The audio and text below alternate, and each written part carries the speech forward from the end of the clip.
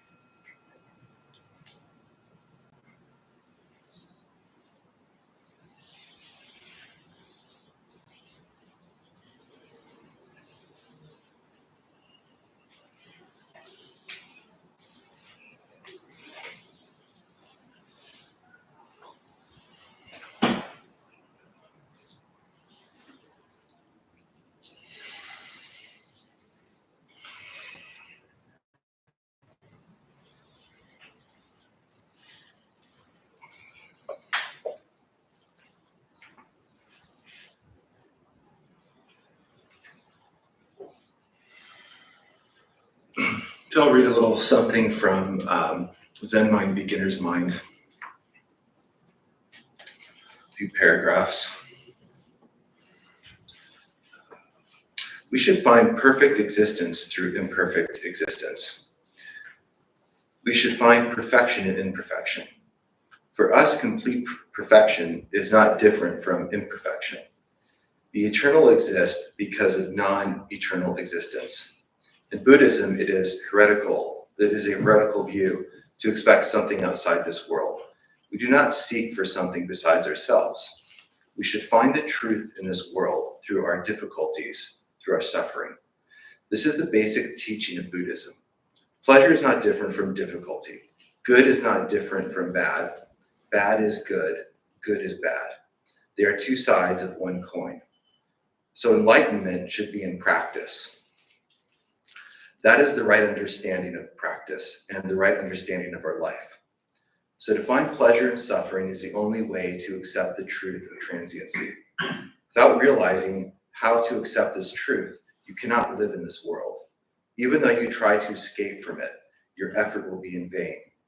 If you think there is some other way to accept the eternal truth that everything changes, that is your delusion. This is the basic teaching of how to live in this world. Whatever you may feel about it, you have to accept it. You have to make this kind of effort. I read that and I was thinking about my experience in myself coming here and beginning to understand Buddhism and specifically the Four Noble Truths. That suffering does exist. The suffering of life, which is, birth, death, old age, sickness. And those are things that in large part can be out of our control. But the suffering that we've conditioned ourselves to experience, in delusion, in our delusional thinking, and the second noble truth being that we understand the origins of suffering. And I think that's where the three defilements of anger or greed, aversion, and delusion come into play. And the third noble truth that there is nirvana or awakening. And that specifically it's not a place that you go. I think for people who, even the Buddha, who experienced awakening, the world still was the world. The world didn't stop existing. It's just that you got to a point where you extinguished, greed, aversion, and delusion.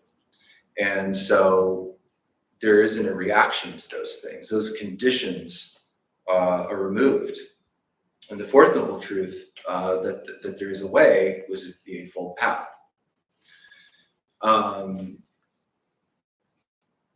And one of the ways, I've become so much more aware of my own suffering and the conditions I've created for myself. And I always use the example for myself of, if I have a couple of days off of work, having to go back to work is just awful. I just hate it. And because I've conditioned myself that work is bad, staying home and watching TV is amazing. And I live in this space between, pleasure and the things I want, and aversion and averting the things that I don't want to do. And I think, the first step is just really becoming aware of these things. In Zen, Zen teaches that you have to try to empty out your head of all these preconceived notions. And because in Buddhism, there is no self, but we're made up of, there's no permanent self. And that's the whole point of transiency and everything changing. But, we're made up of all these conditions that we put on ourselves. And that's the source of delusion. and it takes so long, it takes a lifetime to do that. But I think, just having the awareness of the source, the origins of our disease or our dukkha or suffering, is really important to understand. And also, there's a term that Dogen taught, who was one of the founders of Buddhism, of Shoshu, which is practicing awakening. And I kind of thought about it as like, well, you meditate and you practice Buddhism, and then eventually you just awaken, and you don't deal with the world anymore. It's like the concept of heaven, maybe from my upbringing, kept creeping into my head. And I just love the idea, the teaching of just practicing awakening, which is what Zen is, without any expectations, because I have this filter of expectations of what I think is right, good or bad. And everything is happening, all these events that are happening in my life, they go through that filter. And I'm basically conditioning myself to see what's good and bad. And I find myself, when I do that, in this constant place of disease, and it just gets really uncomfortable, So,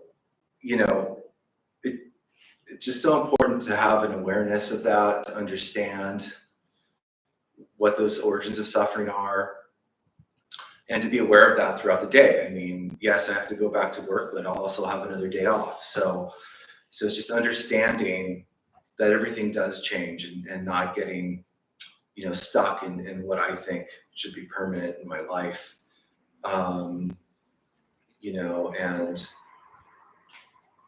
But that's what I was kind of thinking about, when I read that, and some thoughts that I had. There are things that I think about a lot, trying to have a daily practice, and the importance of meditating every day, and carrying these things throughout my day. It doesn't mean I'll have a resounding success every day, but it's, as I read somewhere, no effort is wasted. So, it kind of goes back to the idea of karma as well, good karma and bad karma, where no effort's wasted. But I'll stop there, just to share some of my thoughts. We can sit in silence for a minute, and then, like I said, I encourage anybody, if they have anything they'd like to share, any questions. Right? Like I said, I believe everybody benefits from that as well. So I'll stop there.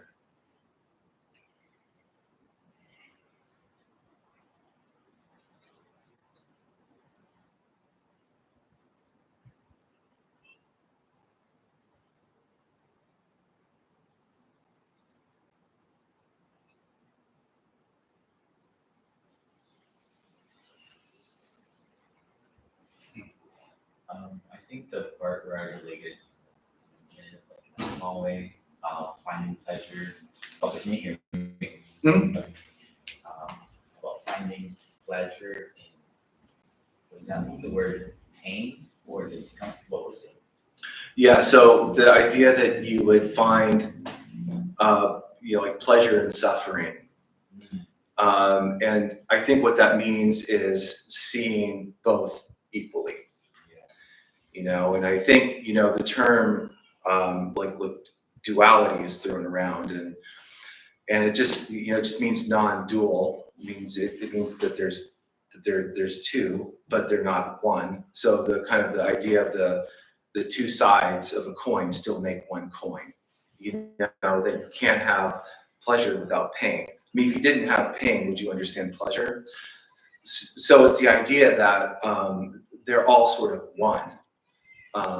Could you have existence without time? It sounds more complicated than it is, but I think that the way we learn, or the way I learn, I know, is through making mistakes, you know, and if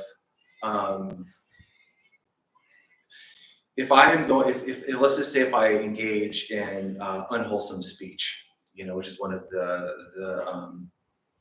you know, the eightfold, one of the eightfold path. If I engage in that and I say something that is harmful to somebody else, whether it's behind their back or in front of their face, generally there's going to be a feeling that I have based on saying that. So the awareness that this practice creates isn't that it's going to stop me from doing that, but it's just that I'm aware of how it feels.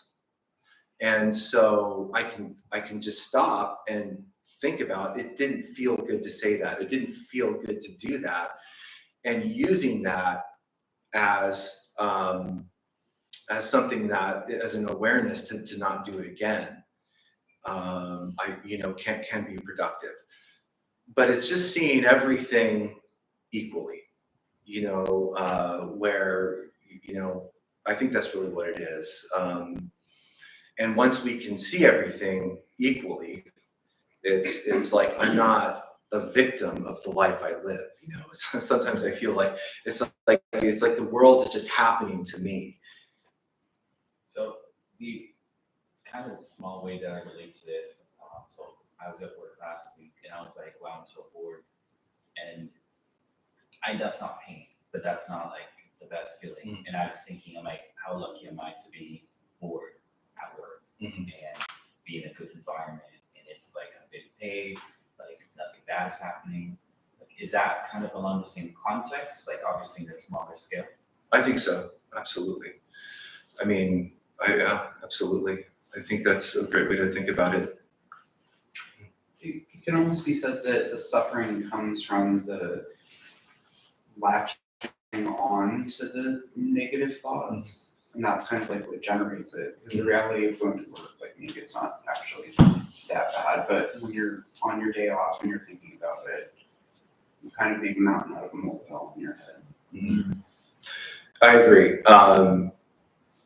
Yeah, I mean, because we attach ourselves to those feelings, and it's the same thing where finding the positives out of something like that gets your mind, you know, your head out of that space, you know, that like we do have a job, we do get to be here tonight, you know, it's a privilege for me to be here tonight.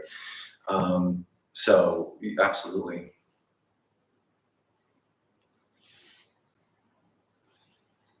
I've heard the term one mind in Buddhism. Could you expound on that? Yeah, I mean, so I think that means that there's one mind. I mean, it would basically mean that you've extinguished, you know, everything that creates, I guess, suffering in our lives. And I think it's also living in the present moment. So I think that's the most important thing.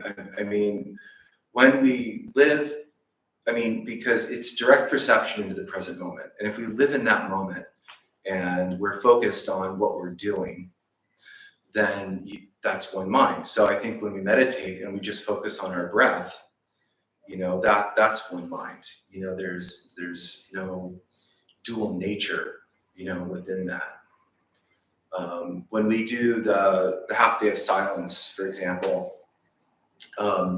we'll do a walking meditation and a working meditation, and it's the idea that we're just focusing on cleaning, you know, and so the idea of that walking and that cleaning is the extension of meditation, in that we're just focusing on what we're doing. Is nirvana usually happening before one mind takes place?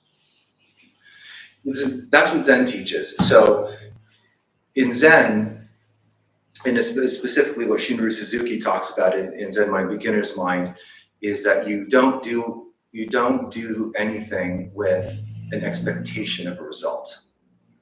So when it comes to awakening, for example, if your goal is to experience nirvana or awakening, you'll probably never find it. But if you practice Buddhism in this process every day without any expectation, it'll probably, it would happen, but you wouldn't know it happens. But once you realize it happened, then you wouldn't have it anymore.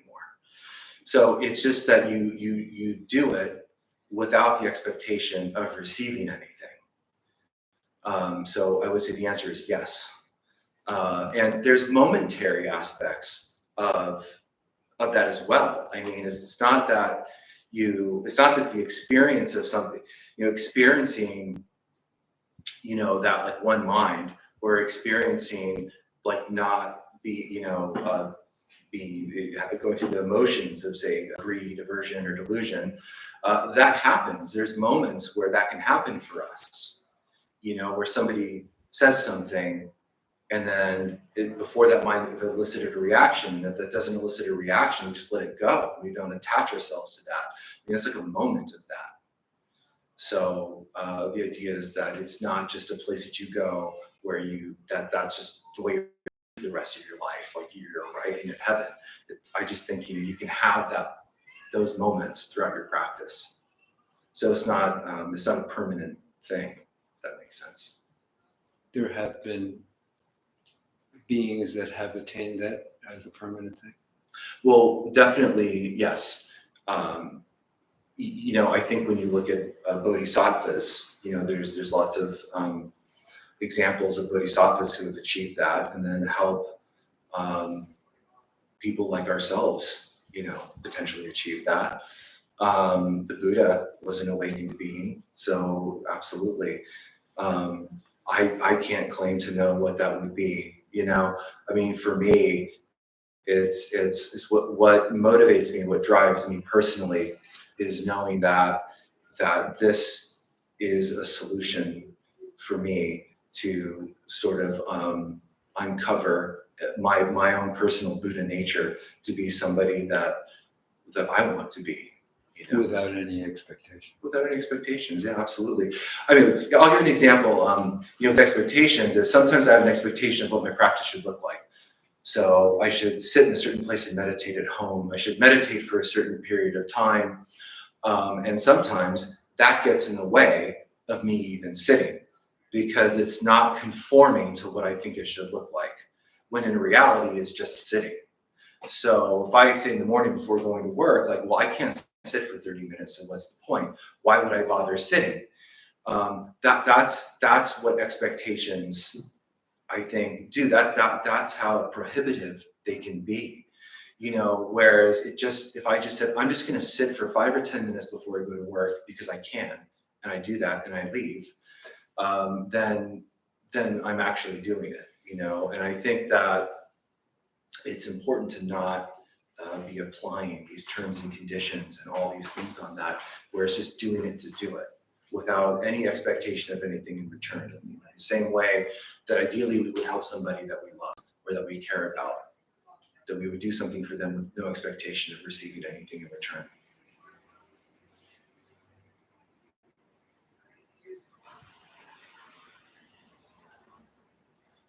I'm probably going to butcher the concept, but it reminds me of, because I think when I first started meditating, there was definitely like, oh, I want to feel amazing, or some kind of blissed out sensation, or some sort of deep spiritual experience.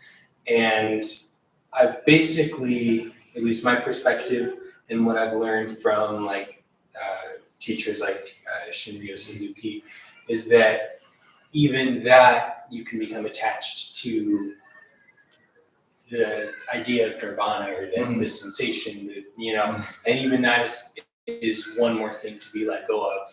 And it's kind of like, I think I heard David Nichtern say this once, which is that, like, okay, so you have a new cage, it's a golden cage, instead of but it's still another cage that you've created for yourself. Right. Yeah, no, that makes perfect sense. And I think, like, within Zen teachings, and I mean, I love Zen Mind Beginner's Mind. It's, I've just read it so many times, but he says that many times in the various chapters, in the book, that it's not about even being attached to,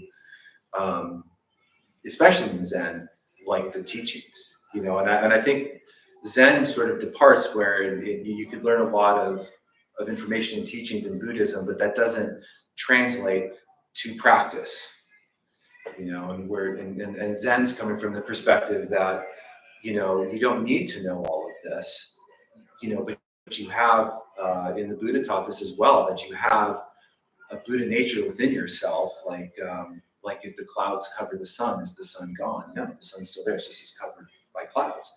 So that, you know, through this process that we have everything there to achieve that, you know, and we just need to practice that, you know, without any sense of gain.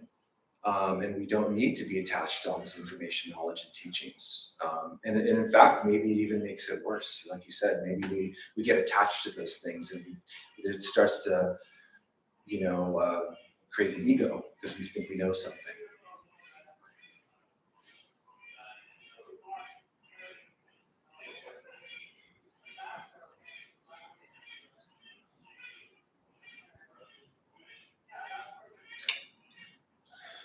If there's nothing else, we can sit for a few more minutes.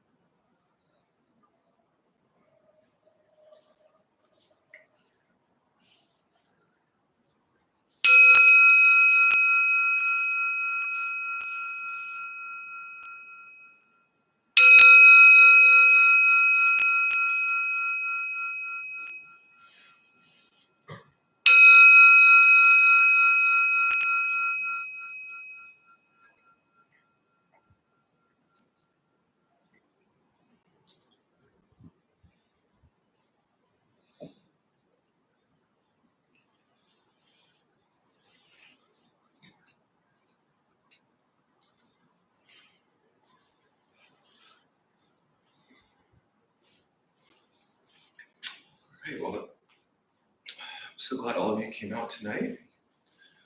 Our host Vicky will have something to read.